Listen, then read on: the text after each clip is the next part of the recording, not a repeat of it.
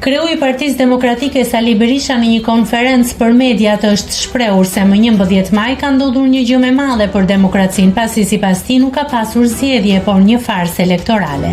Berisha u shpreh se në zgjedhje garuan me një parti shtet që ka mbrapa buxhete miliardash, logjistik, mjetet e dhunës, forcat e tjera politike pa asnjë forcë ndaj këtij shteti barbar.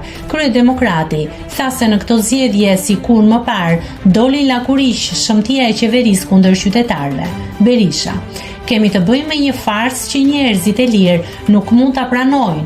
Ne këto zgjedhje dhe në këtë vend u shkel një parim tjetër ndër më themelorët e një sistemi demokratik, parimi që ndan shtetin ligjor nga shteti partijak. Kjo ndodh në mira raste.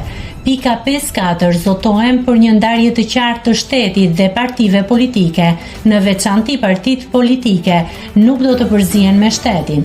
Këtë përcakton dokumenti ndërkombëtar për zgjedhje të drejtash.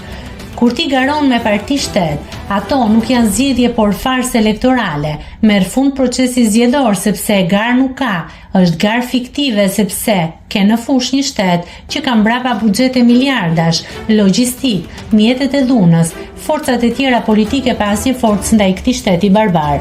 Kjo ishte një farsë e turpshme elektorale, më e turpshmja e pluralizmit në Shqipëri.